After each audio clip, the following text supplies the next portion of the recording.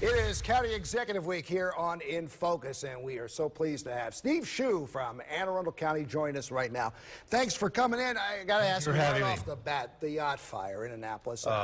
Two things. It's horrible, but the community has just rallied around putting people back to work, taking the parties off their hands that were canceled. Well, that's what we do in Anne Arundel County. We take care of each other, but the fire was devastating. I toured the facility yesterday with the governor and the mayor of Annapolis and was astounded at the level of destruction. You're saying it's far worse inside than what we're seeing outside? It's far worse than you can tell from the outside because of the nature of that structure, but our concern primarily is for the 150 employees that have been displaced. The good news, obviously, is that no one was seriously injured in the fire, and many of the Annapolis Yacht Club's historic relics, models, half hulls, and trophies were preserved. Unbelievable. So very fortunate there too. All right, let's talk about your year in office here.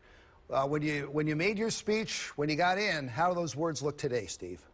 Well, it's funny you should ask. Last week we studied, we had our first cabinet meeting on the anniversary of the first year in office, and we looked back and evaluated ourselves against what we promised to the citizens of the county. We made 5 big promises, and we delivered on all 5 big promises. The big one was the tax cut. Biggest tax cut in county history. Let me talk about the new high schools that you're already putting in. Yes. One's going in Crofton, right? Yes, sir. And where's the other? Old Mill will be replaced with 2 smaller neighborhood schools, and we will be building a school out in the West County, Fort Meade area by the end of the next decade. So this is important because Anne Arundel County has not built a new high school since 1982. Is that right? We've been frozen at 12 high schools.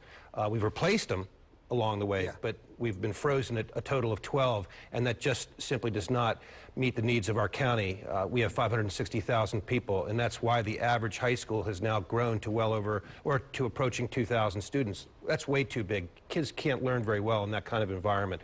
So now to have 3 in the capital budget over the next 10 years is a big step forward. While we're talking about education, let's talk about the teachers and their pay raise. They're in that work to rule right now. How's that going? Well, we have a wonderful group of teachers in Anne Arundel County. We're very fortunate to have them. Obviously, we'd like to be able to pay all of our valued employees more than we do, but we have a fixed amount of resources that the taxpayers give us each and every year, and we do the best we can to allocate those dollars fairly for pay increases across the board.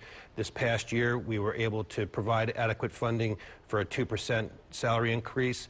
Labor union wanted more. I understand that. That's the job of the labor union, and we will continue to work with them over the course of the next budget and hopefully have satisfactory pay increases next year. What I really applaud you on is opening up the waterways, giving us access to our water again. It's important.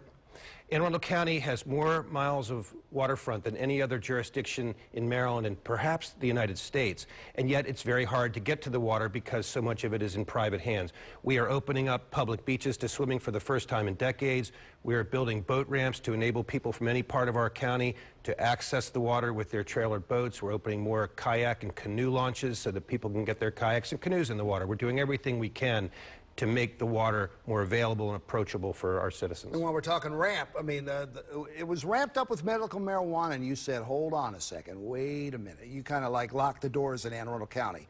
You still feel that way?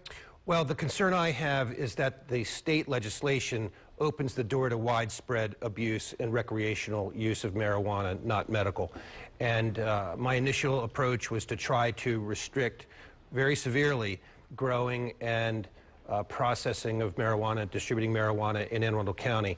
The legislature was not willing to sign on for that strict an arrangement, so we found a reasonable compromise that will allow some limited growing of marijuana in Anne Arundel County for medical purposes and some dispensing, but only in commercial and industrial areas. We will not have medical marijuana dispensaries in residential neighborhoods or near schools and parks. Okay, one other question, one final question.